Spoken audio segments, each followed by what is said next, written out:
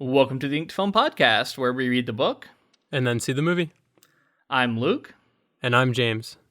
And this week we discuss the final third of J.R.R. Tolkien's The Fellowship of the Ring, Part 1 of The Lord of the Rings. I sit beside the fire and think of people long ago, and people who will see a world that I shall never know.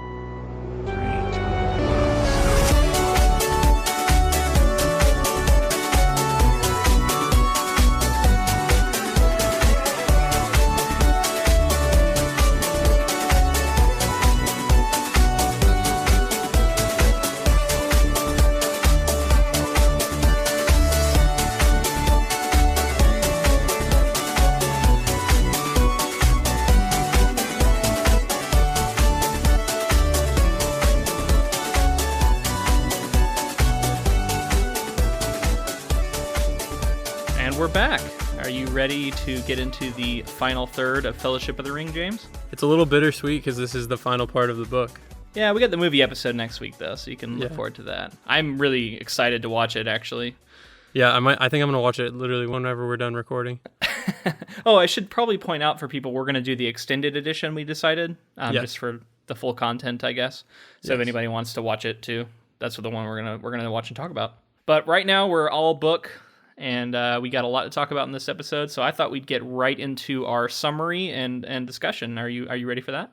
Let's do it. So last we left off, they were at the Council of Elrond, and it was decided that Frodo would take the ring, and I don't think they had quite decided who was going to go with them yet, though. So we get Chapter 3 here, and it's called The Ring Goes South. So there's a Hobbit meeting in Bilbo's room. Merry and Pippin are bummed because Sam was told he can go, and they weren't told that. So Pippin says someone with intelligence should go with them, and Gandalf talks some trash to him. Says, "Well, then basically, then you can't. I don't know why you would go." Gandalf is a bit catty sometimes, and I like it. He's sassy in the novel. So Gandalf says he thinks that he's going to come with, but he wants Elrond and Strider to decide, which I thought was a little interesting. It's like almost non-committal or like conceding to Elrond's greater wisdom. There's a lot of that. There's a lot of like Aragorn and him deciding together what they're gonna do, and then like Elrond being such a big figure in this story. Like I feel like obviously he's big in the movie, but he's like basically deciding the fate of everything that goes on. Yeah. So Bilbo starts talking about books, and I thought this was really interesting. He says that he's talking about his own book, but you can also say that he's talking about books in general, and he's talking about maybe the book you're reading, right? Like it's kind of meta. Mm-hmm. And he says a dark and unpleasant ending won't do. He likes the ending of they all settled down and lived happily ever after. And Sam says he always wonders like where people are going to do that. Did you think that this talk of a happy ending and what Bilbo wants is like some sort of foreshadowing for this series? Like, is this like kind of a gentle signal to the reader that like this is going to be a happy ending kind of story? Yeah, I think so. Yeah. Does it bother you to have that kind of called out, or do you think that's like fits with the tone of the story, or what? Yeah, well, the foreshadowing that happens in this book, I was going to ask you as a writer, but your question first. Does it bother me? I don't think it bothers me. I think it does fit the story, but I feel like it's definitely one of those things where it's like if you're reading a story that wasn't a Tolkien epic, masterpiece novel, and they're giving you as much foreshadowing and like scenes where they get prophecies or visions or dreams or anything like that, they're so clearly foreshadowing to what's going to happen that it's almost like if you don't know where it's going, it almost lays it out for you too much, in my opinion. But I think this was written, in the 30s to the 50s, so he kind of gets away with it. And ultimately, I like it. It just seems like, I don't know, it seems like it's a little too on the nose almost, to where it's like there's not as much left to mystery as you would think. So you're kind of talking about two separate things here. For one, this meta thing is kind of operates on a different level. It's more about kind of entertainment, and like it's almost the author signaling what kind of entertainment he prefers. So in that sense, it's kind of this exterior thing. It feels a little bit to me. Prophecy, on the other hand, I think is more in world. You know what I mean? Like it's setting up the kind of story and the idea of fate and the idea of like a kind of unavoidable things, that has become a bit of a trope in fantasy since Tolkien. Really, I think this is kind of this. You can trace a lot back to Tolkien. A lot of people put prophecies in their fantasy because they feel they need to. They feel like that's part of what goes into fantasy. You have a prophecy about what's going to happen at the end, right? Right. And it can create a sense of like, oh my gosh, I can't believe something crazy is going to happen. And if it's being foretold, then he can't avoid it. So now you feel like trapped by it almost. But people also argue that it can feel unreal in the sense that it can feel like characters don't have their own agency and they're being kind of pushed along to fulfill these prophecy points. So it probably all depends on like the skill of the writer. I think in Fellowship it's fine for me because I can recognize that this is kind of the beginning of that trope, but that's not always the case when I read fantasy. Yeah, I guess you're right. I guess that is like two separate things. But I just felt like with the amount of foreshadowing that went on, I mean, and it might be one of those things where I know the stories well enough to where I pick up on every little thing. But it does seem like every little thing that he gives eventually leads to some plot point or something that's being set up or we'll talk about it when we get to the visions kind of that they're given from the glass. Yeah. Well, and prophecies are kind of a promise to the reader. Like you're not going to show them a prophecy if none of the things that you're showing them are going to come to pass. Because I don't know, I just feel like that would be kind of a cheat. But yeah, let's move on. So the hobbits wait out the season in Rivendell, and this is another point of where like the book where like they're like in such a hurry, this must be done now. The Dark Lord is coming close. Let's just wait out the season in Rivendell and not go anywhere for months. Yeah. It's kind of weird, but that's what they do. Eventually, Elrond summons them and tells them that now the ring must go soon. Like he's like, now the ring has got to go soon. And I'm like, yeah, we've been sitting here for months. What? Of course. Elrond decides there will be 9 walkers for the 9 riders. So that was interesting. There's kind of he's setting up like a symmetry between the ring wraiths and the Fellowship. Right. One to one, I guess. So he's picking them, and he picks Legolas and Gimli to go, Strider and Boromir, because he wants to represent all the races of Middle-earth. And he has Sam and Frodo, and he's like, well, that leaves 2. Who will go? And Merry and Pippin are like, we want to go. And it's funny because it's like it was almost like he wasn't going to choose them, but they kind of talked their way into it. I think he's a little bit hesitant to send them south because they both seem like very naive and like innocent, and he knows it's going to be dangerous. So we also learned that the sword of Elendil is forged anew and renamed. I'm going to screw up a lot of these names, by the way. Renamed by Aragorn as Anduril, the Flame of the West, which is a pretty cool name for a sword. Named swords in general, pretty cool. I like that. It's kind of it's a fantasy trope, but it's cool. It's very cool. Because ultimately, like, we read fantasy because we like the tropes. You know what I mean? So some of this stuff, just because I say it's a trope, doesn't mean it's necessarily bad.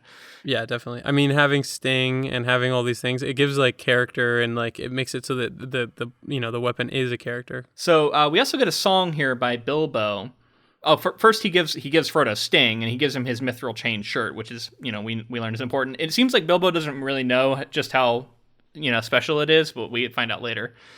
And then we get that little line that I started this episode with. I sit beside the fire and think of people long ago, and people who will see a world that I shall never know. And that line stood out to me because when I heard it, I thought about Tolkien, and I thought about how we are sitting here reading his book, 50 years after he died. And in a sense, he's kind of talking to us from the grave, but also we live in a world that he never knew and doesn't, never saw. So in that sense, like I thought of it kind of like really broad and kind of what it's like to read these kind of like long dead authors. And I don't know, it's kind of existential, I guess. Yeah. And like to think we're making a podcast, so our voices are being recorded for, who knows we'll hear it. Yeah, exactly. In the future or what can happen. I don't know. Yeah, maybe aliens one day will be listening to this and trying to figure out what the fuck we're talking about. This will be the one thing that they latch onto and they're like, this is what humans are like. Yeah, for sure. So we get kind of an equipment rundown of what everybody's carrying. We find out that Boromir has a longsword and shield, and he has a war horn that he blows once as like a setting off on an adventure kind of thing. And I thought that was kind of funny. Yeah. And they're all like, I don't know why you're blowing that now. And he's like, I always blow it at the start of a journey. Well, they're also like, don't do it again. They're like, you're going to fucking give away our position. Yeah. I also like a bit of fantasy geekdom here. Longsword paired with a shield is actually a bad idea. Longswords are not used in one hand. That's like a thing that's been perpetrated by D&D because they're classified as one-handed swords in D&D. But in real life, long swords are wielded in two hands. So you could carry a shield. You're just not going to use it at the same time as your sword, which seems kind of weird. You would want like an arming sword or something smaller. But anyway, that's just a bit of geekdom that I got into when I was researching my own fantasy novel. So Gandalf has Glamdring, which is always funny that Gandalf has this like magic sword too, because it's like he's this badass wizard and he has his staff, but he also gets to have a cool sword. A special brand of wizardry and fellowship here. Also, Bill the Pony is going to come along. Sam goes over his cooking stuff and laments not having any rope, which kind of becomes a recurring gag. Elrond reminds everybody, he's like, hey everyone, you guys can all abandon this quest at any time. Don't worry about it. If at any point you decide you don't want to go anymore, just leave. Only Frodo, you're beholden to go. You swore an oath. And it felt a little like cold. I don't know. It's like weird to be like, hey, you guys who are going, you don't really have to go if you don't want to. That's a moment where I was like, wow, that seems like, I don't know. You would want to be like hyping them up and not telling them. He basically said like, you can come back anytime you want. Yeah. Well, we do get a sweet line from Gimli in response to this that actually gave me chills when I was reading it. He says, faithless is he who says farewell when the road darkens. Yeah, because Gimli's a badass. And it's a moment of Gimli being pretty cool, right? Yeah. I continue to think that book Gimli is cooler than movie Gimli. Like I like him in the book. I think the dwarves, I think you were right in saying in our last episode that the dwarves kind of get shafted a little bit, because we get some really cool dwarf, like we kind of get more into what was going on with the dwarves than what is kind of like hinted at in the movie. We get like actual details of what's going on, and yeah, I think that the dwarves are awesome, man. Cool. I mean, they're my favorite. All right. So they finally leave in the dark of night, and they have days of hard journey with cold right as soon as they get out of Rivendell. Through the land, they go into the mountains, and Gimli recognizes these mountains, and he says that below them is Khazad-dum and Moria. And they stop in the land of Hollin, and Strider notices that there's like a weird silence, and they start to... Gandalf is like at ill at ease, and they start setting watches, and then they see crows fly in that actually swoop down, and they have to hide from them. And this is like an example of the crows being kind of like spies of Sauron, right? There's a lot of Aragorn and Gandalf kind of debating what path to take. And it's funny because I mean, we're referring to the movie again, but I feel like this is different in the movie. Aragorn wants to go through the mountain pass, and Gandalf wants to take this secret route, this other route. And Aragorn's really against it. And it begins to snow, and Aragorn's like the leader, so Gandalf is like letting him choose. And the storm picks up, and they hear a fell voice on the wind, and they all just like try and get shelter. Frodo is like freezing. All the hobbits are really cold. Oh, there's that one point where like Aragorn and Boromir are like burrowing through the snow to like make a path, and Legolas just like hops up on top of the snow and just like runs away. And it was like so random. I guess he was running up ahead to look, but it felt very much like he was just showing off. Like, hey, he look was what definitely I can do. showing off. This is part of the reason, like I was saying before, that they're like really overpowered. The elves are wild. Like they can see ridiculous distances. They can just like run swiftly on the snow and not make any footprints. But eventually they have to head back down the mountain defeated by it. And I just wanted to say that like Boromir and Aragorn working together and just being kind of badasses is like, I'm so there for it. Mm-hmm. It's so cool to me. Like seeing, I don't know, like I'm really paying a lot of attention to Boromir in this read through, trying to figure out like his character more. And I like seeing him doing these kind of things where he's like really truly part of the group and holding his own and being a badass in his own right. I don't know. I think a lot of that stuff's cool. Yeah, I wanted to talk about how we begin to see nature playing a role in this adventure. Yeah. Where we get the crows who are like seemingly Sauron spies that he can control, and then like Gimli talks about when they're leaving the mountain because it begins to snow really heavily. I don't know if that's ahead of where we're at right now, but no, I think that's here. Yeah. So it's snowing really heavily, so they have to go back the way they came down the mountain, and he talks about how like as they get down, the snow begins to let up, so it's like seemingly like a force that was keeping them away from their goal. Yeah, well, there's this fell voice on the wind, which like we know from the movie, or we think from the movie is Saruman, but I think it's unclear what is causing it in the book. So it's like, and then we've also gotten the positive end of it. Like Tom Bombadil isn't necessarily like nature itself, but he's like nature In a good force, you mean? In a good force, way. yeah. So he's the opposite of it. So I just wanted to say, like, I thought that it's cool that nature is playing an active role positively and negatively. Well, and we get a lot of these like travelogue chapters, which kind of this feels like you get a little bit of character stuff, but it often just feels like the group against nature, against the path itself and the hard trail. And a lot of that in the movie, I think because it's probably not as interesting to show that, a lot of it just becomes like a scenic, we're going to do a scenic pan of like a mountain and then get to some dialogue. And like, I don't know, they rush a lot of that stuff, I think, naturally. But in the book, it's a big part because like a lot of chapters really focus on, this day they did this and they encountered this problem. And then this day they had to cross this hill. And like, there's a lot of this just like fairly mundane traveling stuff, but it creates a certain atmosphere of like a travelogue or this adventure, and it also gives it like a length. Like we really feel like, I feel like with Frodo and them, like they've been away from home a long time. Whereas in the movie, you feel like it's only been like a week or something. I don't know. Chapter 14 is called A Journey in the Dark. Gandalf basically gives them energy drinks here, which I thought was pretty funny. They all take a sip and they feel like boosted. And I'm like, all right, he's handing out Red Bulls. And he says that the ring race... this was an interesting thing. He says the ring race would be way more powerful when the ring is on their master's hand, which I don't know if they say that in the movie, but I thought it was pretty cool. The idea that being like as scary as they are now, if Sauron gets the ring, they're going to become like crazy powerful. We have talked about the fact that like they were the kings, right? Yeah. Well, I don't know if we talked about it, but yeah. Well, yeah, it's just to address it. They were the kings. So all the rings that were made, there was 3 for the elves, and then 5 for the dwarves, or 5 for the dwarves, 6? I think. Yeah, something like that. I don't know. We haven't memorized the little rhyme, so shame on us. Yeah, the 9 rings that were given out to the men, those men turned and became the wraiths.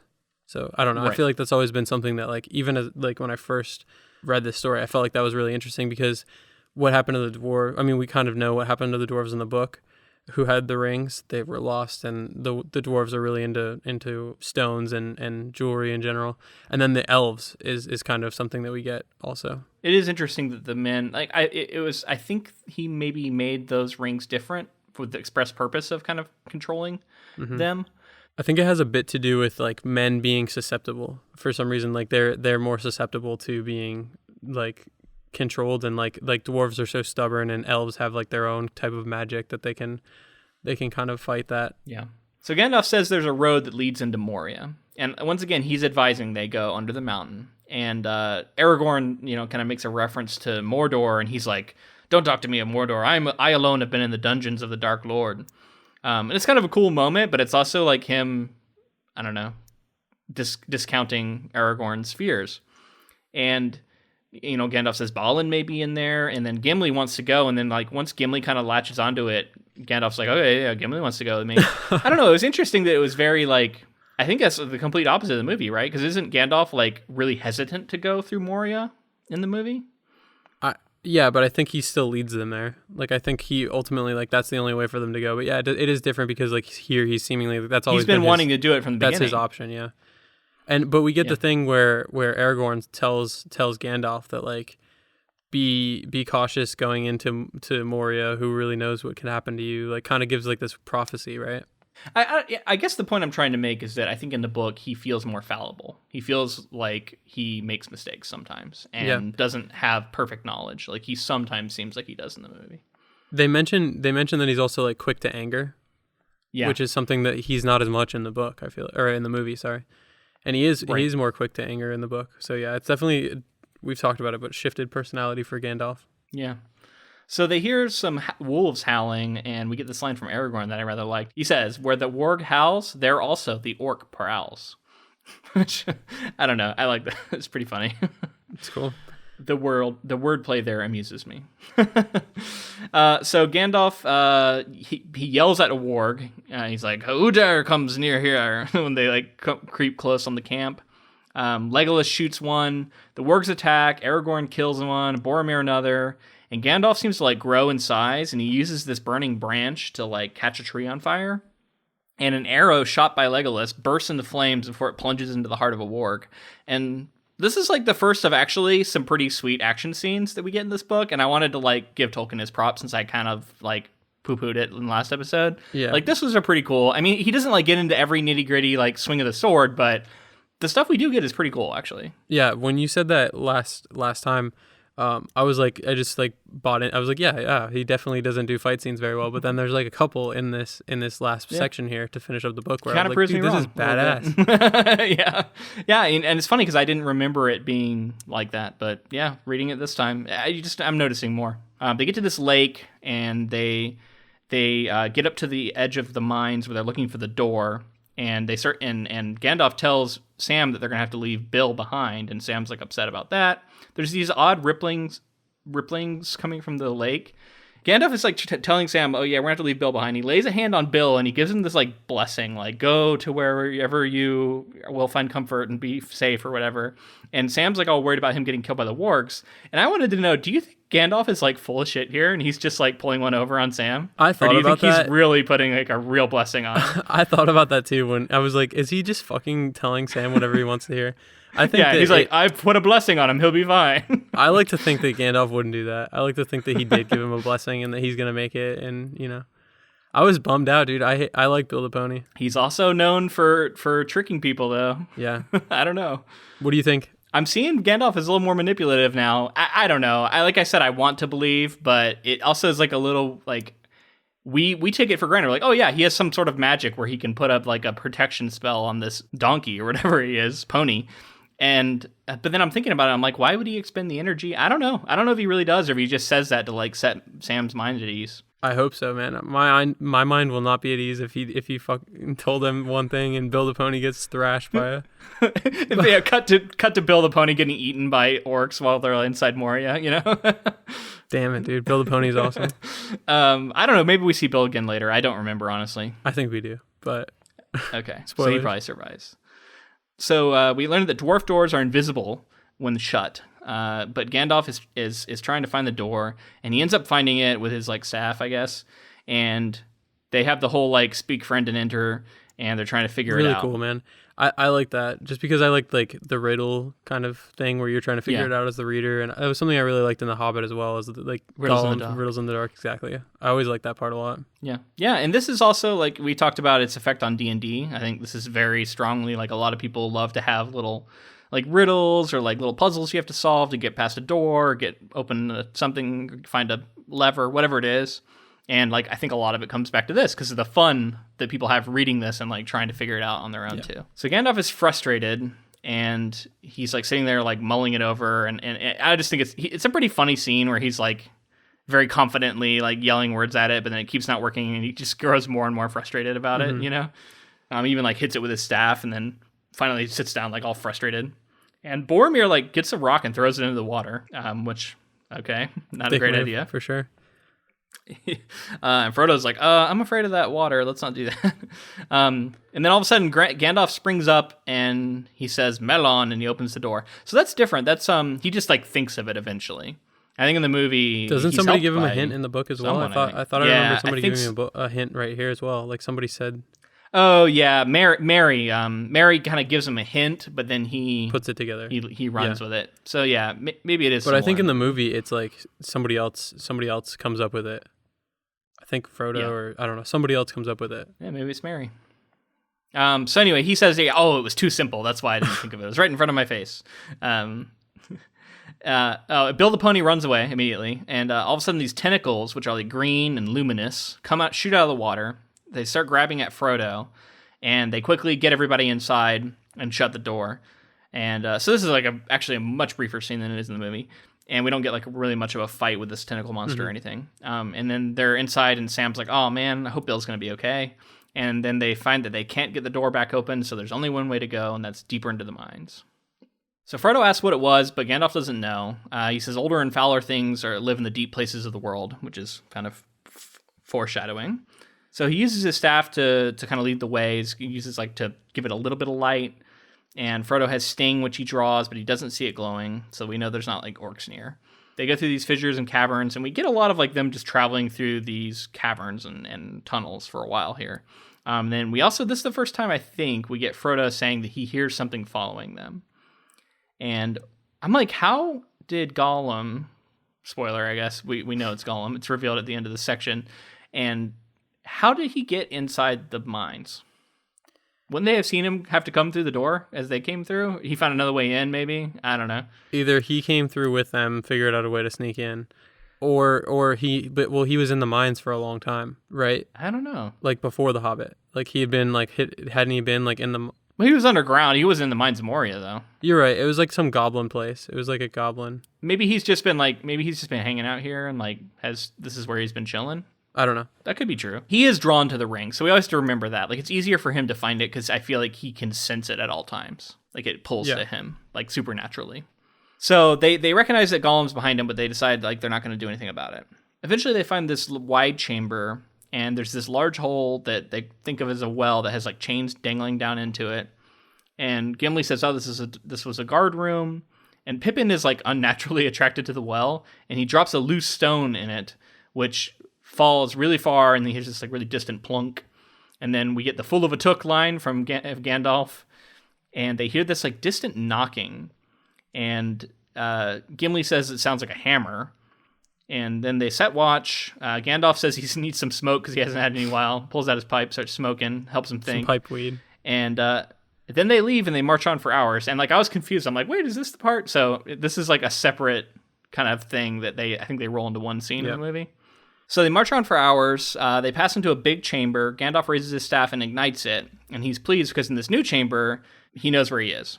So they rest again, and Gimli starts talking about how this was a city, and he sings a song about Moria and Durin.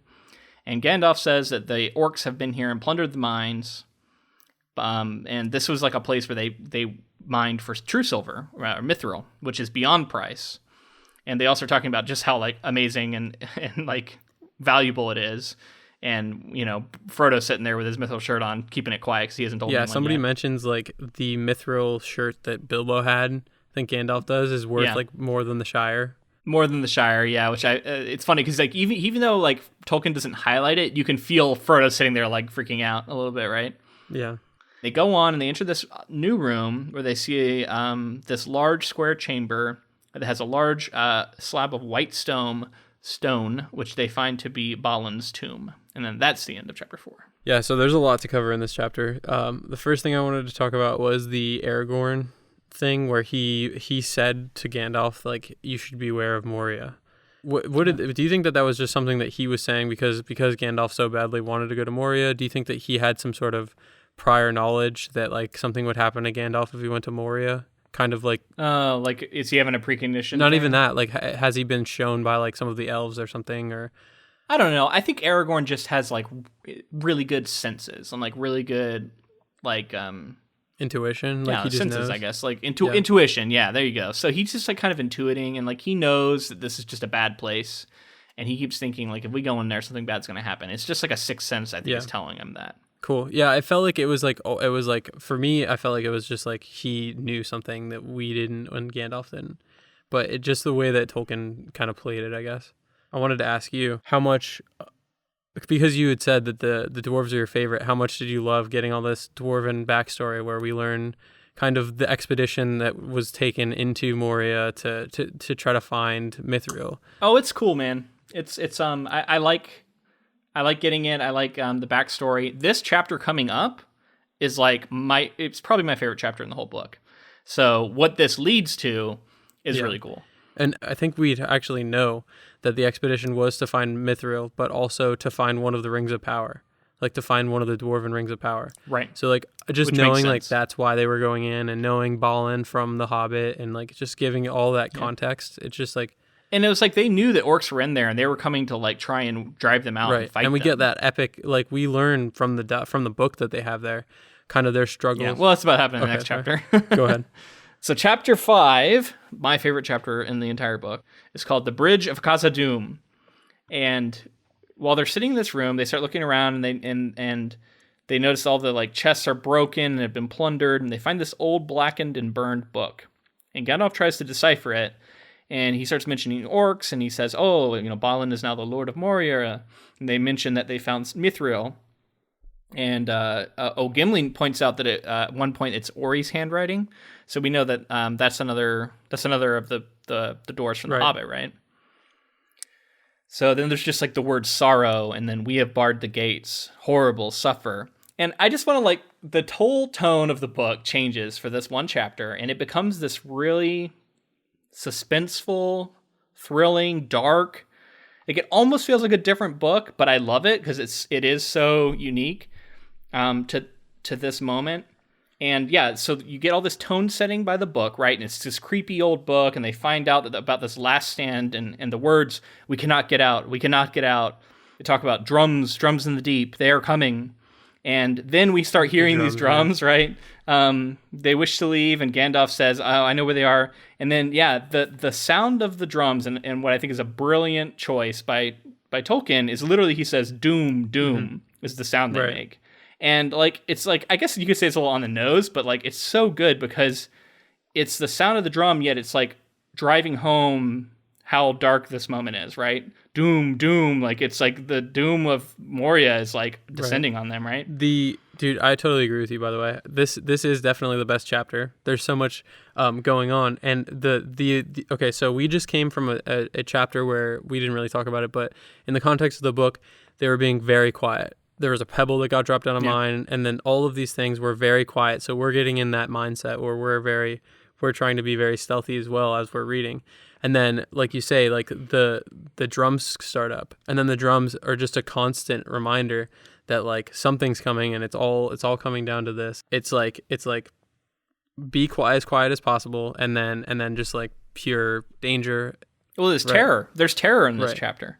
And so yeah, we get these lines here too. We get Legolas says they are coming, and then Gimli says we cannot get out, and it echoes exactly what was said in the book. And it's this chilling moment where you're oh, they're trapped, and the same thing, there are all these skeletons around them, and they're gonna wind up the same way.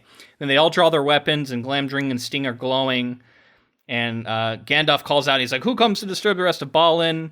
And Aragorn says something like, "We will teach them to fear this chamber," or whatever. And it's just a cool moment of standing against this terror, right? And this is the moment where we see them being truly brave. And so Gandalf also pops his head out and does this big flash that he can see, and he says, "Oh, there's many orcs and there's a great cave troll." And yeah, they the orcs attack, and they're fighting at the door, and then Frodo stabs this foot, and he yells for the Shire, and he runs up and he stabs it with the sting, and it's actually does a lot of damage. And Aragorn's "Oh, one for the Shire," and so that was funny.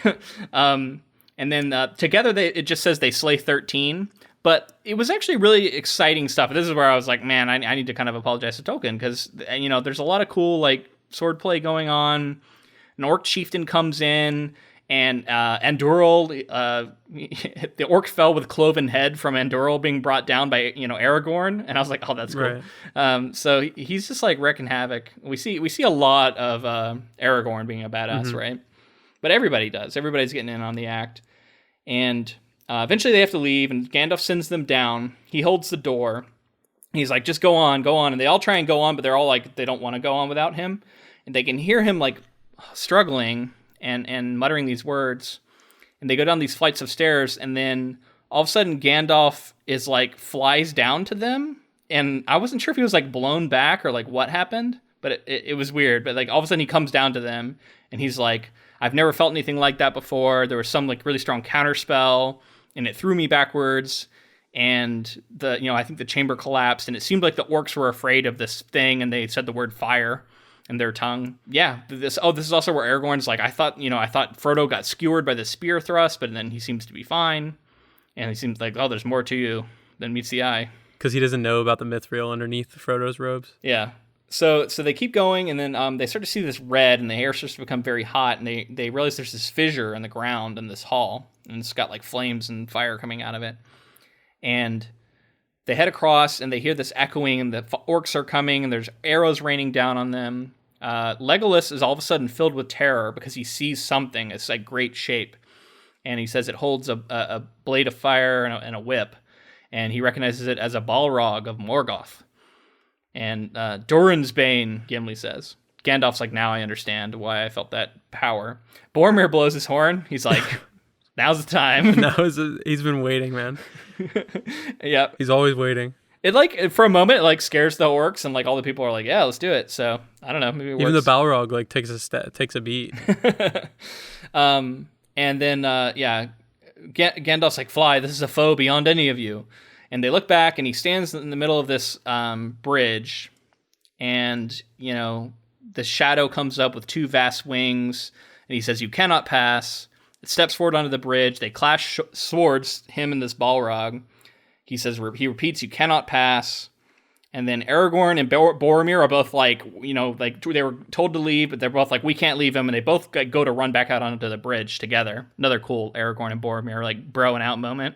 I love it. Is so cool, man, because they're just so honorable. Like they're always there to fight. They're always they're ready to die for Gandalf here.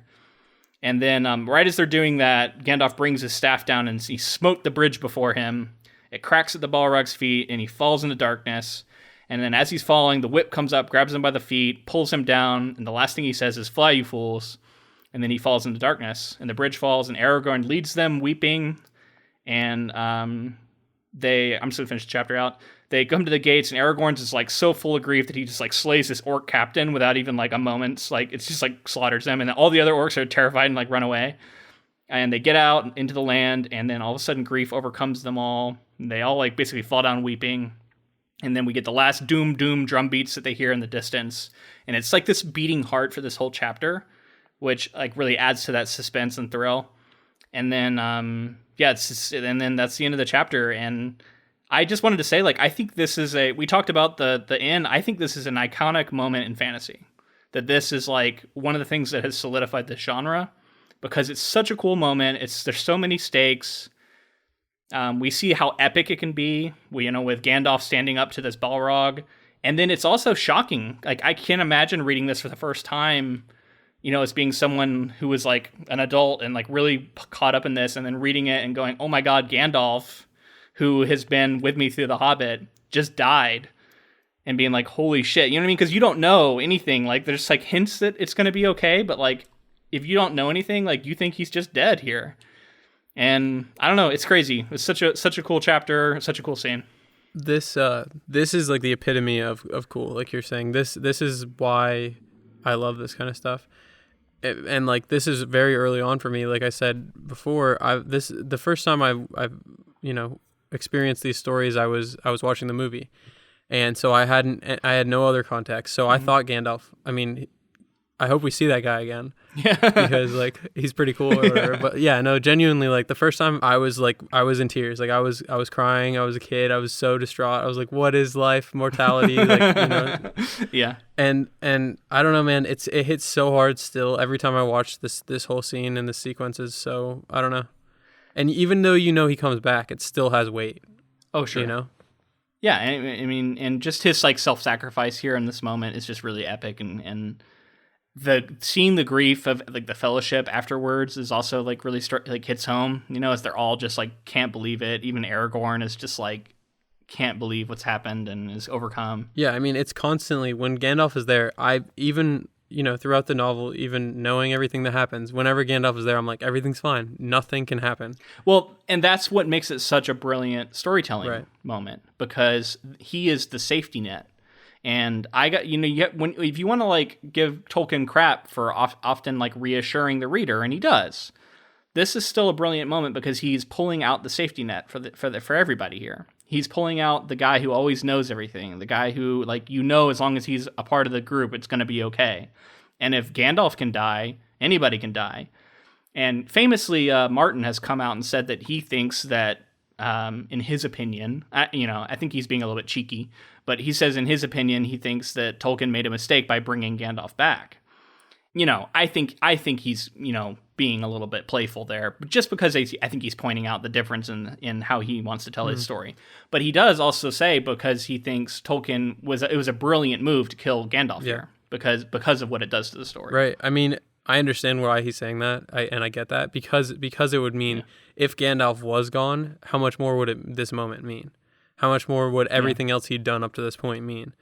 And the fact that he comes back is kind of a cop out, and not in my opinion. In the eyes of like Martin saying that, it can be seen as a cop out. But Well, and we got some feedback recently about from one of our listeners named Alex, who was saying basically how Catholicism is a really big thing for Tolkien. And I think even though he dislikes allegory, I think you cannot look at Gandalf here and then him dying and then coming back, basically being resurrected, as not saying like, oh, this is a lot like Jesus Christ, right? Absolutely. Like you know, and I think that is a story that Tolkien wanted to tell. And I think the idea of like a savior who basically dies for you and then comes back for you, I think it's safe to say that that's what he's going for here. Yeah. I agree. We should mention the fact that like there is a lot more threading in of like Catholicism or religious beliefs in this story in general, because it's like you've said, allegory isn't really the thing that Tolkien wanted to say that he liked, but he has really good friends with CS Lewis, who like famously, like the Lion, the Witch, and the Wardrobe series is all the Chronicles of Narnia is very much there's a lot of like Christianity things built into that, and it's just like to not have this story also be some sort of allegory for some religious things would. I have this like headcanon for Tolkien and CS Lewis where Tolkien read over Lion, Witch, and the Wardrobe and was like, this is cool, but I feel like it's a little on the nose with the religious, like the Christ allegory, and C.S. Lewis is like, no, this is what I want to do, and they had this like differing.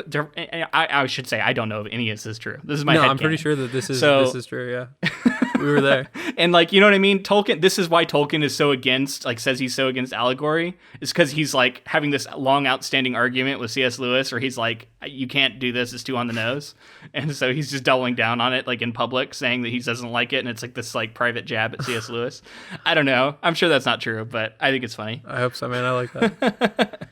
So yeah, something else I think we should talk about is the Balrog and just like lore in general of what we got from the Fellowship of the Ring, and just to think of all the. I mean, Gandalf talks about how he's like the wielder of the flame, and like he talks about like kind of his titles and the things that he's done as he's fighting the Balrog, and like that kind of stuff is what as a kid and still today interests me so much, but what it enthralled me is like knowing that like there are these, like Gandalf is seemingly like a somewhat powerful wizard, and knowing that there are creatures like a Balrog, and knowing that there are other things that we don't see, and kind of he just implies that there's like other things that were worse than Sauron and that kind of thing.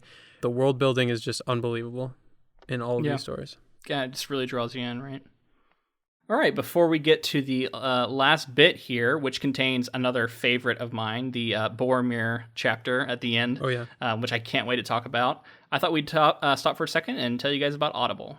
Yeah, Audible is an app that you can use to listen to something like 80,000 different audiobooks that they have in their collection, and they've been nice enough to give us an affiliate link. It's audibletrial.com/ink2film, and with that you get 30 free days to their service and 1 free audiobook in their whole collection. Yeah, and I mean, it's a little late now, I think, because it's past, but they do sales every now and then, too, where you can get, like, 2 books for 1 credit. We just took advantage of that.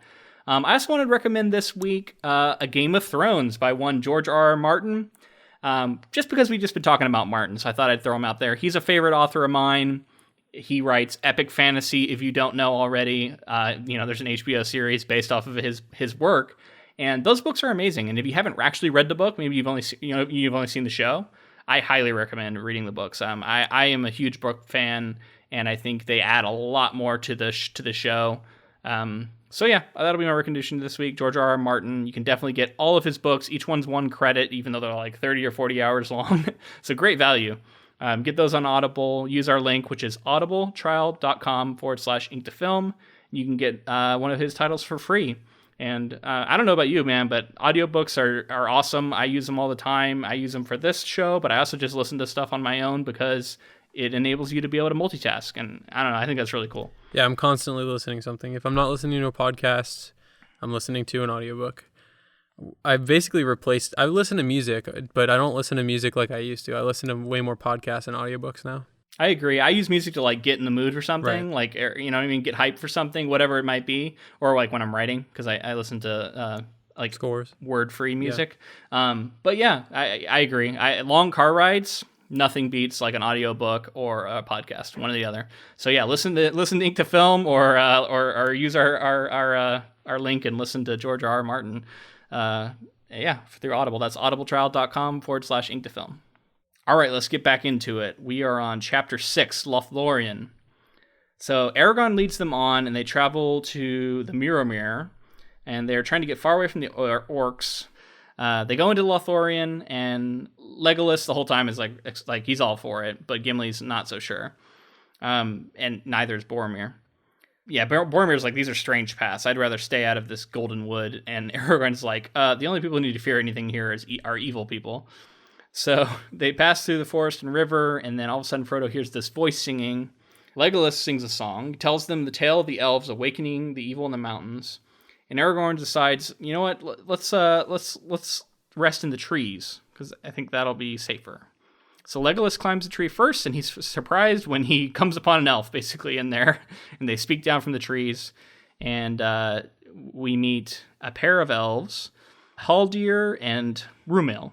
So the pair says they don't know of hobbits, and they were confused when they saw them come in, but they saw that they came with an elf, so that kind of like gave them points. And also they know Aragorn, and he has the favor of the Lady Galadriel. They can't let Gimli cross, though. They say no dwarves are permitted in their land. And Frodo's like, oh, come on, guys. Elrond sent Gimli with me, and you guys know who Elrond is, right? And they're like, okay. So they're kind of convinced, and they go, but he must go blindfold. Let's go, like a blindfold on. And Gimli is not about that. He does not like this. And so they kind of argue about that. But that seems to be the agreement that they're going to go, right? Mm-hmm. And this is they sleep in these trees, and they find it tough to do, and like Sam keeps worrying he's going to fall off in his sleep and roll off, which I would totally be afraid of. Yeah, they hear talk about some orcs being fought off in the distance, or get sighted. I don't think they actually fight them because there's not enough of them. And they again, another Gollum sighting. Haldir says that he was like, I saw something I never saw before. It's this weird little hobbit-like creature, and it was creeping around in the darkness. So, yeah, Haldir confirms he's seen Gollum. And then they take off to the Nimrodel, and they get to the Silverlode River, and the way that they cross it is with like a rope that the elves can just run across, like it's nothing. Mm-hmm. Just a single rope in the air, which is pretty sweet. Awesome.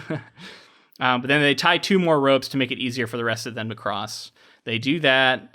And then this is where Gimli like puts his foot down. He's like, I'm not going to wear a blindfold. This is bullshit. I didn't agree to that. And he feels like it's an insult against his character. And he even draws his axe at one point. But Aragorn comes to the idea of like, you know what, we're all going to get blindfolded. And then Gimli's really happy about that because he's like, I'm happy that Legolas is going to get blindfolded. So as long as he's going to be blindfolded, then I'm down. Man, I love the relationship between the dwarves and elves, and then specifically Gimli and Legolas. Like, just the overarching, like, they've gone back and forth for thousands of years seemingly, and then it just makes their friendship that much more powerful, in my opinion. And it says something. Yeah, there's a cool kind of allegory here for like coming together and putting aside your differences, for sure. As they go in, it feels like Frodo's senses are enhanced, and there's no shadows in the land of Lorien, and he's just like taken with the beauty. He can hear. It's because he can't see, so he can hear and smell. We get his other senses. Eventually some other elves come up and say, hey, the lady told us that you guys can all walk free and have your eyes unbound. So they're able to take their blindfolds off. And they get into this heart of this ancient realm, which is like the center of elfdom. Frodo is just like overcome with wonder, and there's no stain in Lorien. And Sam says he feels like he's inside a song. Frodo feels it's a timeless land, which they're saying that's the power of the lady. She's causing it to be this way. And Haldir takes them up to this high flit, which is what they call these like platforms that are built, or like rooms that are built on these trees. And so he takes them up into this big tree, and he can see this green city beyond. So Haldir takes them down from this high vantage point, and they take them into the heart of elfdom, which is Lothlorien. And I wanted to say here, basically, my takeaway from this is also that like Lothlorien feels like almost an apology. from Tolkien. Like he's like, sorry to have put you through that, guys. I'm gonna take you to this really magical, sweet land, and we're gonna spend a couple chapters here and let you like get over your grief of what just happened with Gandalf.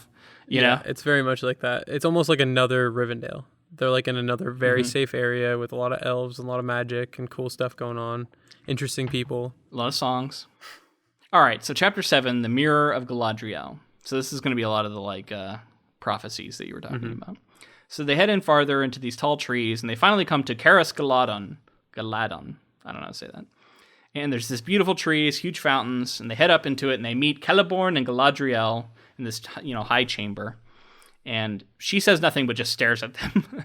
And Celeborn is the one who kind of talks, and he welcomes them all, and including Gimli. And then they kind of ask, like, what happened to the ninth? And then Galadriel's like, oh, yeah, Gandalf the Grey didn't come with you. I cannot find him. And Aragorn says, alas, Gandalf the Grey fell into shadow. He remains in Moria. And, like, all of the elves freak out. They're, like, all, like, gasp, and they're all really sad. And they tell the tale of what happened and of the Balrog. And Galadriel defends Gandalf's decision to go into the mines because Celeborn was kind of like, he made him, his wisdom died when he went into Moria. And she's like, she says like, you don't know what he doesn't do anything by accident or whatever. Like, right. Everything he does has a purpose. I don't know if that's true, but it is kind of cool to see her kind of take his side here. And then she does this thing where she stares at each of them. And they all like get kind of uncomfortable under her gaze, except for Legolas and Aragorn are the only two who can just like withstand it. And like later on, they're resting and they're talking about it. And Sam says he felt naked when she stared at him, which made him embarrassed. And then they all talk about how they felt that each of them was offered a choice to like go back or have something that they wanted, and then they had to like choose not to listen to it, right? And Frodo doesn't reveal what was said to him, and neither does Boromir. And it's interesting because we don't get it here. I don't know if we get some of this stuff later, but like I wonder, like, what do you think was offered to, I don't know, Boromir? Well, I think Boromir, and how was he able to resist it? Yeah, I think I think this is like the seeds of what goes on with Boromir being planted. I think that she's like, if you like, kind of tempting him, like, because his weakness isn't like, oh, turn away, you need to go see your family and be happy. Like he isn't, you know what I mean? He's not that kind of guy. I think it's like, the power that you seek is here, and you could take hold of it and potentially use it. Like she was tempting him to see if he would turn, and then this. It's cool that he resists it though, right? Like he passes the test here, which just shows like how really he's holding out a long time, I guess. So they spend a long time there. Legolas goes off, and we hear that he's actually walking around with Gimli a lot, like showing him around. And this is where we start to learn that like him and Gimli are becoming like fast friends, which is sweet. I love it, man. It's, I don't know, like, maybe just because I've seen so much of it in the movies, like, I find the Boromir, Aragorn stuff cooler, but I think it's just because I didn't focus on it the first time around. Yeah. A lot of people are singing songs of lamentation about Gandalf in Elven, and then Frodo sings his own song, and it's a pretty cool song, and he laments this weary pilgrim on the road, and he says, in Khazad-dum his wisdom died. And then Sam sings a little ditty about his fireworks, and he says he really wants to see elf magic. And, we get this nice little axiom here, which I thought was cool. He says, it's the job that's never started that takes longest to finish. And it's also kind of him saying, like, we should get going with this thing. Yeah. So finally they see Galadriel again, and she beckons them into this room, and she says, here's the Mirror of Galadriel, and you can look in it if you wish. It shows things that were, things that are, and things that may yet be. And Sam's like, yeah, I'll look into it, but I'm probably just going to see some stars. Like, he's very doubtful that it's going to work for him. He sees Frodo and himself going up an endless stair. He sees trees being cut down in the Shire, which makes him angry. He wants to, like, go back to the Shire. And he sees some evil things, happening in the mirror. And she says, some things may not happen that you see in the mirror, which I feel like is kind of a cop-out. I don't know. Like, I always don't like all those things are going to happen. So it's like, yeah, so exactly. So her saying like, oh yeah, they might not happen is, I don't know, kind of weird. It's like, I'd rather her be like, yeah, everything you saw in there is going to happen. Yeah. I think it's like more intimidating that way. So Sam's like, oh man, I wish we could go back. But then he says, I'm not going to leave Frodo. So after this journey's over, I'll return and I can like deal with them chopping down the trees where they're not supposed to. He had a moment of weakness too. He was kind of like panicking, like he wanted to go back, and then Galadriel was like, well, you have to stay with your master, and he's like, you're right. Yeah. It's like, yeah, you're right. It's a moment where he almost wants to turn back, which is like the only time we really see him falter like that. And then Frodo asks, he's like, should I look? And do you advise it? And she won't say either way. She's like, it's completely up to you. And he's like, all right, I'm going to look. So he sees all kinds of stuff. Like he sees this figure that reminds him of Gandalf clad in white, which is a little bit of like hey, from Tolkien, like he's going to be okay. But it's not obviously Gandalf, so it's still ambiguous, right? They mention Saruman, so it's like you think, oh, it might be Saruman. Yeah, it could be Saruman, yeah. He sees Bilbo like pacing restlessly in his room. He sees all this different history. There's like a ship with black sails, an emblem with a white tree, and then suddenly the mirror goes dark, and a single eye, rimmed with fire, yellow as a cat's eye, fills the thing, and it's like searching for him. And then all of a sudden the ring grows heavy and starts dragging him down, and then he like is able to pull back and get away from it. And then the lady says like, I already know what you saw, and she reveals to him that she has one of the 3 rings of power, the ring of adamant. She says, if you succeed in your quest, my power is going to fade, and if you fail in your quest, then we're going to get controlled by the Dark Lord. So either way, it's not great for us. And then she has this moment where she says, like, he offers her the ring, and and she says she's wondered for many years what she might do in this moment. And then she says that line about like, instead of a Dark Lord, you would have this horrible queen, terrible and worshipful. And then eventually she kind of laughs and shrinks back down, and she says she's passed the test. And, we also get a thing where she talks about how the ring works and that it grants power to its bearer as appropriate to their like skill level and like their own familiarity. Right. So that's like a good explanation for why when Sauron puts on the ring, he's like going to become godlike. Exactly. Whereas when Frodo puts on the ring, he just turns invisible. Exactly. Which is really cool and like adds that much more depth. Well, and it's also scarier to think about, like, what if Gandalf or her had the ring on, how they would have all this other power, too. She says that she would begin by in an attempt to do good, but it would not finish that way, and it would lead to evil. And then, that's the end of this chapter. So I find Galadriel as interesting as Gandalf. Like, I think that she's very, like, she has all this power. She has one of the rings of power. She seems to be, like, she's not giving advice to Frodo when he's asking for it. She had been like already kind of mulling over what she would do if she got a chance to get the ring. And like she had thought like maybe she had wanted the ring at some point. And then she would be this Dark Queen. Like that would be so wild and so cool to see. Like, but then she resists the ring, which is something that not many people in the story can do. Very few.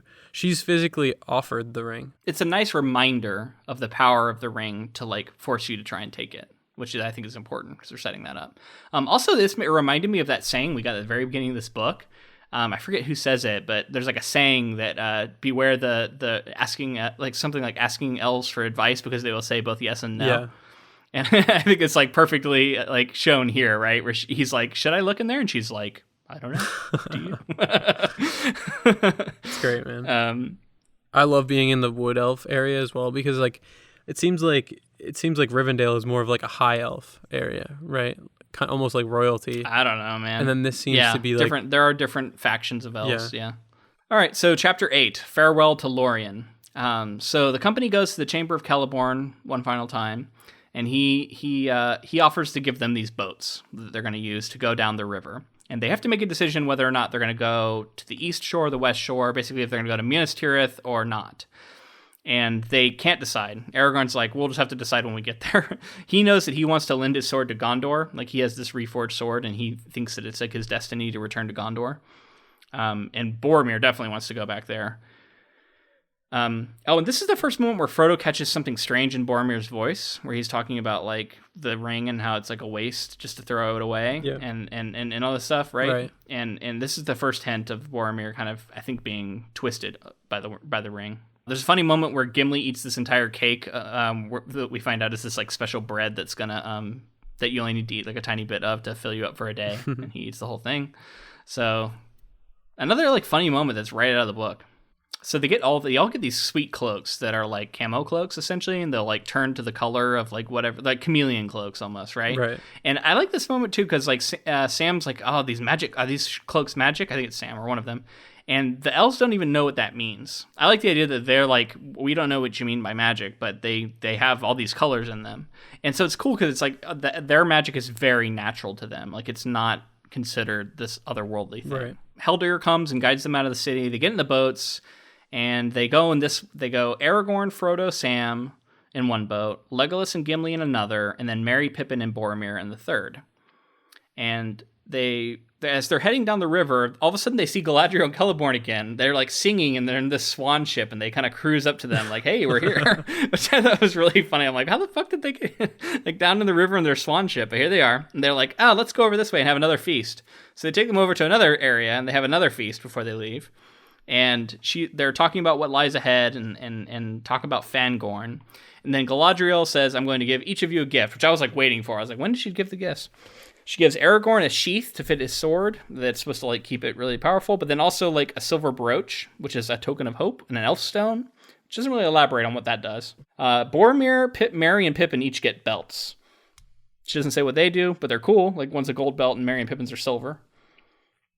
And then Legolas gets this sweet bow, strung with a string made of elf hair.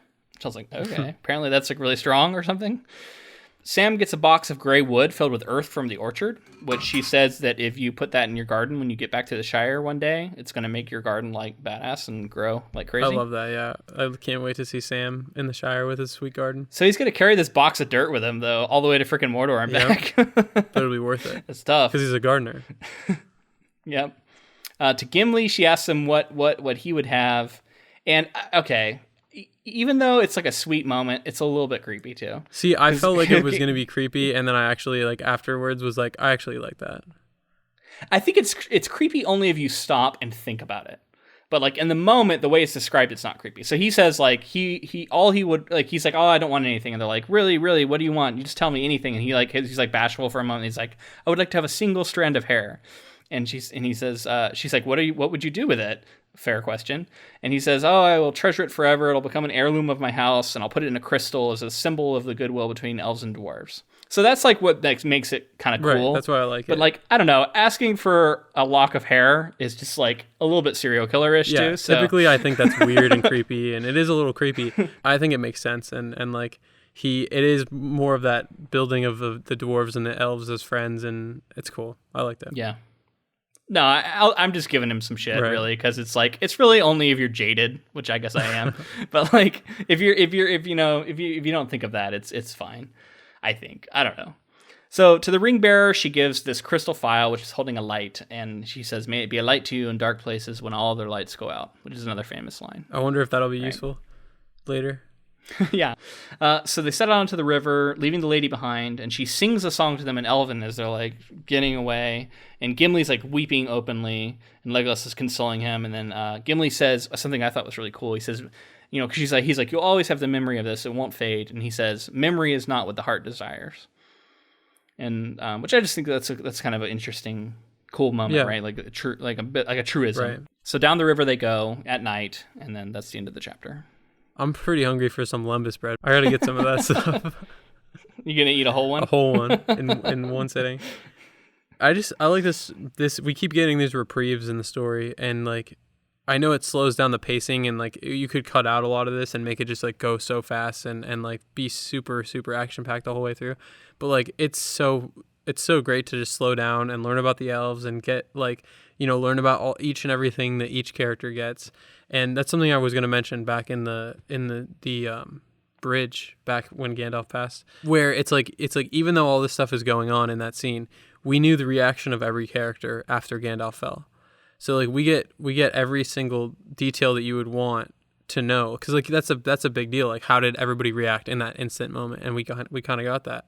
So it's cool just to see like each person get their gift. And for sure, man. And I keep thinking about how like a lot of this stuff has been gamified over the years, and we think of them as like getting better gear and kind of like getting prepared for the journey on, and they are doing that. It's just like I feel like it's more innocent than that in this book, because it's like Tolkien hadn't played video games. You know what I mean? He hadn't played Dungeons and Dragons back in the 40s. Wasn't invented yet. So this is all more like authentic here. Whereas I guess like if you got these moments in like a modern story, it would feel very much like getting better gear, he's leveling up, very gamified. So chapter 9 is called The Great River. And they this is another kind of travelogue chapter where they spend a lot of time on this river, right? They see some eyes behind them, and they notice that it's Gollum. This is the first time where they like finally say it out loud. They're like, "Oh, that's Gollum," and Frodo's like, "Yeah, I've suspected it." Yeah, for a we've been while." saying in the podcast so far, we've been saying like it's Gollum, but like really it's just been like creepy eyes the whole time, and like if you didn't know that it was Gollum, we wouldn't have known. But this is the moment they're like, yeah, that was Gollum for sure. And Frodo scares him off at that one night, and then he talks to Aragorn about it, and Aragorn's like, "Yeah, I know he's been following us."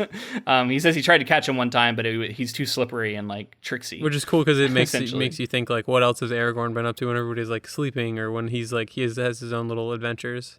So they continue on, and then all of a sudden the orcs start firing arrows at them, and one even strikes Frodo but bounces off his mithril, which another pretty cool mithril moment. Just completely arrows just bounce off of it. So they fight the current, and they eventually end up on the western shore. Legolas waits, bow in hand, and he sees some sort of black winged creature. And then he fires, and it hits it, and it falls, and that like demoralizes the orcs on the far shore. And Gimli's like, "Great shot," and he's like, "Thanks, but we don't know what we hit." And Frodo said like it was kind of like a Balrog, but it's not a Balrog. And Frodo seems to think he knows what it is, but he's not sure. And then they just kind of move on. What was this? What was this thing that Legolas That's shoots? what I was wondering. Like, is this the creature that we see like late, like when like the Night King, or not the Night King? Yeah, honestly, that's what I was thinking too. Not the Night King. Yeah, you're right. The Witch King. Yeah. So the Witch King. Yeah, they fly on these. There's a name for their mounts. They're flying mounts. And I had the same thought. I was like, is this one of those things? But then I wasn't sure if it was also just like a big hawk or something. I think it must have been.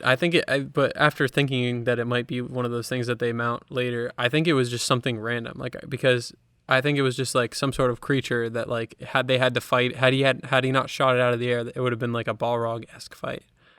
Like probably not as magically powerful. Not Balrog-esque because I mean, like a single arrow isn't going to take out something like that. But right? like something that would have been tough to kill. Yeah, it's interesting that we don't really find out what it is. So they debate their path. They still haven't decided. Are they going to go to Minas Tirith? Boromir really wants to go home, and he's like, "We should do that. That makes the most sense. We can go back to there and see what the enemy's been doing, and like find and like make a new plan." So then the next day, they continue through fog, mist, and rain, and they arrive at Argonath, a pair of vast pillars shaped in the likenesses of great kings of old with their left hands raised.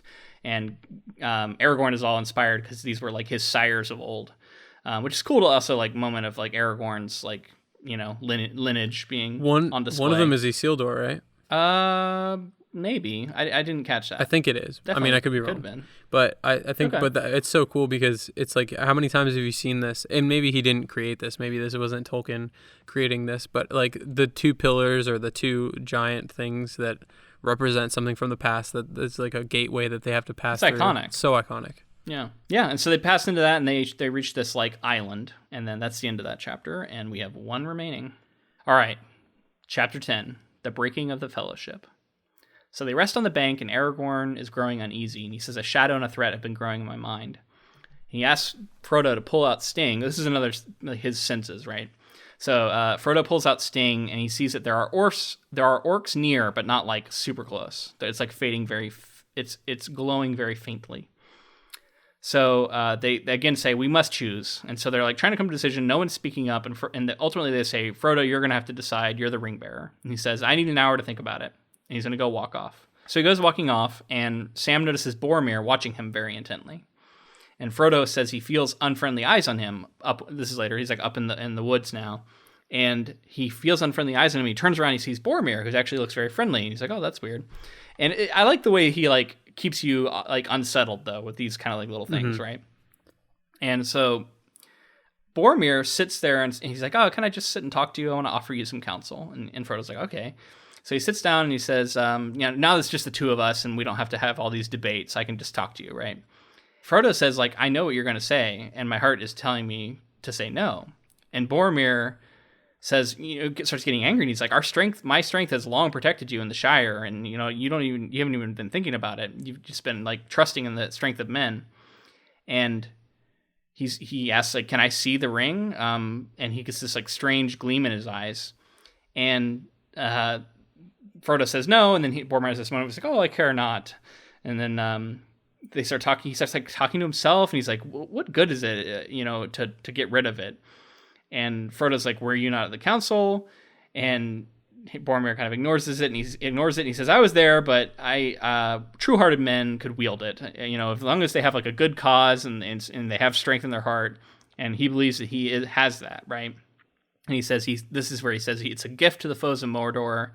And he thinks that the ring would give him the strength to command, and he starts to like imagine himself as this king who's like benevolent and is able to fight off the evil.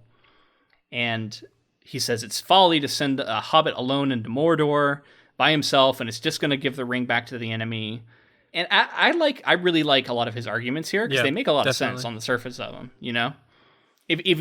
The one thing is knowing that it won't work because it will twist him. But like if you didn't know that, a lot of his arguments are really good because it's like, we're going to send you by yourself into Mordor. You're just going to get killed and he's going to have the ring back. Like I could see being like, that's not a good plan. Right.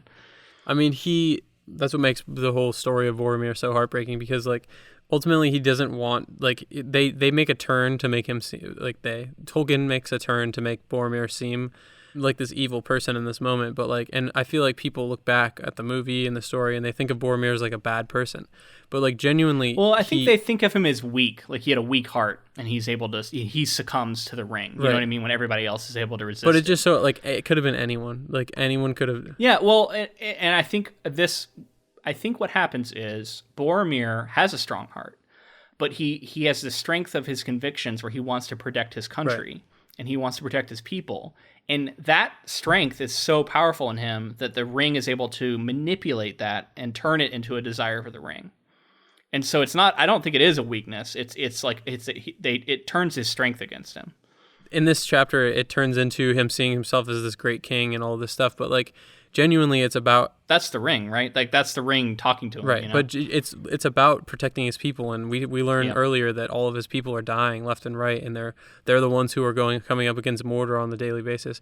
I don't know, man. I feel for Boromir. Yeah, it's another iconic moment, like we talked about, right? Like so this is what happens next. He goes for the ring. He leaps at Frodo, and he has this like raging fire in his eyes, and Frodo puts on the ring to escape him because he's it's the only thing he can think to do. And he thinks like, oh, you miserable trickster, you're going to bring the ring back to Sauron. You've been planning to do that the whole time. And he's like caught up in this madness and he trips on a stone and it like breaks him out of it. And then that moment he starts to weep and he says, what have I done? Well, what madness took me?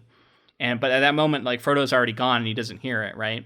And yeah, that was like, I agree. Like the moment where I just really feel bad for him because as much as like he believes all this stuff, he also is being like bewitched by the ring here. Right. And he even recognizes it in this moment. He's like, what the fuck have I been doing? I mean, he came out the other side of it and was like, he wanted to, Frodo's off on his own now. And we'll get to it in a second. Yeah. So Frodo is has the ring on and he goes up to this like top of this place, this ruins, and he can see all this stuff. You can see across the world and you can see armies moving. You can see Orthanc and Minas Tirith and Mordor and Mount Doom and Barad-dûr. And then all of a sudden he sees the eye and it looks towards him. And eventually he takes off the ring, but he feels like it almost sees him, right? It almost grabs him. And then he's resolved to do what he must. And he says that, the ring of evil the ring has worked its evil on even the company, and he can't trust them anymore. And it's kind of heartbreaking too, because he doesn't see that Boromir came out the other side, like you said. And instead he thinks like Boromir has been completely turned by the ring. And so he goes down and he hears them crying for him. And he's like, oh, they're looking for me, but I can't, show myself. So he puts the ring on again and he uses it to like go down the hill, which I've always felt like it's weird how like one time he puts on the ring and like he almost gets seen by Sauron, and then another time he puts on the ring and he's just invisible and there's no problems. And like, how does he know that he's not going to immediately be seen by Sauron when he puts it back on, right? Yeah, I think sometimes it's a calculated risk, but I agree. It's definitely like sometimes throughout the story, it's like, yeah, I don't buy it, Like you were just being seen by Sauron a second ago. He kind of uses it a lot sometimes. He could just use his cloak, right? I don't know. Anyway, so we flash down to the group who are talking about like, why has Frodo been gone so long? He's been gone for over an hour. And Gimli and Legolas want to vote. They say that Gimli says he wants to go to Minas Tirith, but if Frodo decides he doesn't want to go there, he's going to follow him. And Aragorn says that he thinks that if anyone's going to go east, he thinks it should be him, Sam, and Gimli. And Pippin and Merry are not happy about this. And they're like, no, we're not going to leave him. We want to go with him too. And then Sam says he knows what Frodo is going to want to do. He's going to want to go alone. And he's like, we're going to have to talk him out of it. So Sam predicts that, right? And then Boromir all of a sudden reappears. And he's like really grim and sad. And he comes in and just like sits down and like deflated. And Aragorn's like, what's going on? And he says, oh yeah, I spoke to Frodo and I grew angry. And he like doesn't really elaborate. And Aragorn really seems to know something is up, right? And so they all break out and they dash out to find Frodo because they're like, we don't know what he's up to. So Aragorn like tells Boromir, hey, go after Merry and Pippin. You can't let them go off alone by themselves. We can't split up. And then he goes after Sam. And then him and Sam go out looking for Frodo. When all of a sudden Sam realizes that Frodo's going to need a boat to go anywhere, or Aragorn realizes that, and he tells Sam to go back, but doesn't go with him, which is interesting. So just Sam runs back, and he sees this boat sliding out into off the bank into the water, and he runs out into the water, wades out, and tries to jump into the boat, but just barely misses it and starts to drown. Frodo has to pull the boat around and like come and catch him and save him from drowning. And he says, "Damn it, Sam, you'll be the death of me." And he's like, "I'm coming with you," and tells him to get his stuff. And kind of Frodo relents and says, "All right, you can come with me." And so Frodo and Sam set off together, leaving the boat and seeking a path down into the Land of Shadow. And that is the end of the book. What a cliffhanger, man. So reactions to this chapter. It's a big one. We didn't even touch on the Boromir stuff. Well, I mean, we talked about him being manipulated by the ring, but are you talking about when what happens in the next book? Yeah. Or at the end of the movie? I don't know if we should say. Yeah, that's the thing. Let's save it for when we get to Two Towers, because it's an interesting difference, right? And we can talk about it in the movie episode. Right. But it makes this book end on a different note than the movie ends. Well, right? I feel like the climax to this story happens much sooner than this. This wasn't, you know what I mean? This wasn't necessarily a climax. This was I think that this was like what is leading up to the next story. From the Balrog to now is kind of what's leading into the next story and setting up what's going to happen for the rest, because they split the fellowship. It's a different kind of climax. So I can see what you're going for. I think it does operate as the climax of this book. I think Boromir trying to take the ring is basically the climax of this book. But I agree that it's a different sort, because you get it plus you get Boromir's, further actions. I guess we should leave it and we could talk about it in the movie episode. And those further actions changes the tone. It changes the way we view Boromir. Because I think at the end of this book, you're left feeling like Boromir was kind of shitty, right? Yeah. Like you see him being like feeling remorse, but that's all we see. Right. And we don't even know for sure that he's going to go after Merry and Pippin when Aragorn tells him to, right? Because he tells him to, but we don't get like a line like Boromir sets off after the hobbits, because we don't know if he does it. So yeah, it leads. It's like, I don't know. It's interesting. I guess it feels very lonely. It feels very frightening for Frodo and Sam, because we know they're going off on their own. And then we don't know what's going on with everybody else. It's really kind of a cliffhanger. Like, what's going to happen to the rest of our fellowship? Right. Totally don't know. Yeah, it's a very interesting way to end the book. And obviously, my thinking always goes back to the movie first. So, very different ending. It's basically one part of a story that in the movie we get all parts of it. We know what happens with everybody, but in this we only kind of follow Sam and Frodo here, and we don't know what happens with everybody else. All right, so before we wind this episode up, I think just like general thoughts about this book. Like, what has been your experience reading it this time for the podcast? What's really stood out to you that you want to talk about? Boromir, I followed Boromir's story more closely to see if there was moments where he was going to falter sooner, and there's not many. Yeah. I mean, it's like very late in the game. I think that getting like a lot more dwarf stuff enhances the story for me. I love a lot of the mind stuff. I would love to like know more, but the fact that he leaves it kind of ambiguous and like open it, like not ambiguous, but like he doesn't give us every detail, makes it serious and more interesting. I almost, as soon as I finished it, I almost wanted to just go back through and be like, I want to go back to the Shire and like read through a couple of the chapters and just like re-immerse myself again, right back on the things that we were, just to see where characters are at and like where they've ended up so far. So it's funny you should say that. So my wife Annalisa has been saying to me the last 2 weeks, because she's been listening to these episodes, And like every day she comes back from listening to them, she's like, "Are we gonna watch it?" Like she wants to watch it now, and I'm like, "No, we gotta wait, because I've been trying to wait to watch the movie until after we finish this book discussion because I didn't want it to affect me too much, But like I told her, I was like, so as soon as we finish this episode, we can watch it. So I think like you, we're gonna watch it probably pretty soon. 'Cause I know she's been dying to watch it. Maybe I'll wait until after this episode comes out so she can at least hear this. So the last thing I want to say about the book is that I think it has been a different experience for me going back and reading it in this way, thinking about it from like a craft standpoint and thinking about what Tolkien is doing that's so good and I think I still feel that Tolkien doesn't have a great sense of pacing. And I think that in a modern sense, that's a problem for this book. But I also think that he was essentially inventing a genre here. And pacing wasn't super important back then. And it was a lot more about like your prose and the beauty of the language. And that he has in spades. So that part of it you can enjoy. I think there are going to be points that drag for a modern reader. I think Tom Bombadil, I think we touched on a lot of them. But then there's highlights. I mean, yeah, the Bridge of Khazad-dum, that chapter is just, it's a legendary chapter, in my opinion, in the history of fantasy. And I think everybody who likes fantasy should read this book for that chapter alone. I agree, yeah.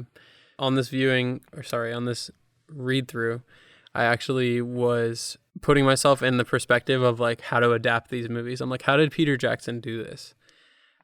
So I thought a lot about how like decisions that he made, like we just talked about, the ending. What made him decide to have Boromir as this fallen hero? Yeah. What made him cut out Tom Bomb? You know what I mean? There's obvious things that like needed to be cut and things that he quickened the pace. We talked about the fact that they linger in certain places for months. But just thinking about it from that perspective and thinking about the parts that he left in, the specific lines, the specific details, that like the jokes. Yeah. I don't know. I thought it was fascinating to look at it from that standpoint. It's a loving adaptation, like you've said in the past. You can tell his the respect he has for this material, and the fact that it's so true to the story. It's amazing. I'm looking forward to talking with you about it. Also, just as an aside, I love the moments. It just always makes me laugh when you are talking about the book and you refer to it as seeing it and as a movie. I think it's so perfect for this podcast. Yeah. Well, I just like it's crazy because I feel like every book you say like watching this film and then you like have to catch yourself. It's just so funny because you're like the movie guy, so it's funny that you go back. It's funny because it's just how I process these things. Like I just feel like they're.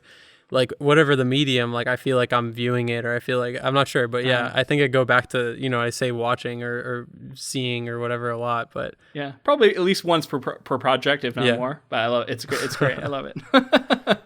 But yeah, I have a ton to say about that Boromir stuff. Like I really want to touch about like why I think he made those changes, but I think the best time to do it is after we've seen it, right? Like I want to go see that scene now so I can really, really get into it. So I think I'm about done with the book if you are, man. Yeah, man. I mean, again, this was a great experience. It was a pleasure to do it with you, Luke. It was fun to get to relive this book again. We've been looking forward to this one. There's a few projects that we've been like looking forward to since we started this podcast, and this is definitely one of them. And what's great about it is we can look forward to doing more Tolkien in the future because it's been a lot of fun. Absolutely. All right, so I have one final question I'm going to ask you, but I want you to save your answer. Okay. So the question is, if given the opportunity to have one item, obviously not the One Ring, but one item that's been given to one of our characters, one magic item, maybe it's something from Galadriel or something else, what would you choose if you get to choose one of them? Okay. I'm going to have you save your answer, though, for the end. Sounds good. I've already got so many answers flowing through me. You can be thinking about it. Yeah? Okay, so before we get to that, I'll also give my answer, because why not? But yeah, I wanted to say, if you enjoyed this episode, please take a moment, give us a rating and a review. Whether it's on, wherever you listen to it. iTunes is probably the most helpful, because that's the big one. But anywhere, we'll take it anywhere. Just, a quick rating or review, just a few sentences, only takes a few seconds of your time, and it can really help us out. Also, if you wanted to connect with us, we're on social media, Facebook, Twitter, Instagram, @Ink2Film. We're very active on there, so if you want to come write something on our Facebook page, anything, we'll see it. Also, we have a book club on Goodreads, Ink2Film Book Club, and it's getting pretty big. It's fun to see other people in our group, so come join in. Yeah, I mean, it's not too big, but come join it and make it a little bigger. It's small and growing, but we'd love to have you. And also if you'd like to send us any feedback, another way to do it is to send us a email, inktofilm@gmail.com. Alex just did that a little while ago and talked to us about the Catholicism in this story. If you have anything like that, any notes you want to send to us, maybe something we got wrong, bit of lore that we don't know about, we'd love to have people write in and tell us, hey, this is what this means, right? So anything like that, send it to inktofilm@gmail.com. Also, if you want to just keep up to date with everything, we have a newsletter. You can find that at inktofilm.com. I think it's in our About section or our Contact section. It's pretty easy to find on that website. You can use that link to sign up for our newsletter, and then you can keep abreast of all the latest happenings in this podcast. And thank you to Audible for giving us that affiliate link. Once again, it's audibletrial.com/inktofilm. And you get 30 free days to that service, 1 free audiobook in their collection. Give it a try, guys. It's awesome. And thank you to Music Archive for the use of our intro and outro music. All right, man. It's come time. Select your magic item. What do you choose? So I have a couple of caveats. I'm going to ask you, are we in Middle Earth? Are we in our current Earth? Like, what are we? Because there's different things that I would need depending on what's going on. True enough. Let's say we're in Middle Earth, because I feel like it's probably going to have more use. In Middle Earth, right? I want the mithril armor. I want that mithril chainmail. Also here on our Earth. So just to say it. You're like either way. Both of them, just to say it. Yeah, but what do you think you would want? Yeah, I mean, if we're in Middle Earth, I think I'm gonna go with Glamdring, because I just think that's a sweet, like, Gandalf's freaking sword is so cool. One of the magic swords, I think Sting's probably a little too small for me since I am man-sized. So yeah, I'll go with Glamdring. My instinct was to go with Aragorn's like reforged sword of the king, but yeah, I kind of want the mithril. I think that's a lot of responsibility, comes with it. You have to be a freaking king if you have that sword. I mean, there's so many great things. I think mithril is an awesome choice, honestly, and definitely for like our world, I would go with mithril. I agree. You would go with mithril for our world for sure? Yeah, also because it's like worth like a lot of money. I don't know. Although I probably wouldn't sell it, so I don't know. In our world, it's a little different. Maybe the limbus bread, right? Yeah, limbus bread, man. Keep you full for a long time. I don't know. Our world's a little different. There's different threats here. Maybe just the light. Oh, the light would be. That's a really good one, actually. Now that I think about it. But also, what about the soil? Like Sam's soil. You can make some sweet plants. There you go. That's a good idea. Start a whole business. Yeah, there you go. With your crazy garden. You probably get accused of having GMOs. Anyway, I think that's about it. So let's call it. All right, guys. It's been fun. Thanks for listening. All right. We hope you come back next week when we get to the movie. Until then, I'm Luke. And I'm James. Bye.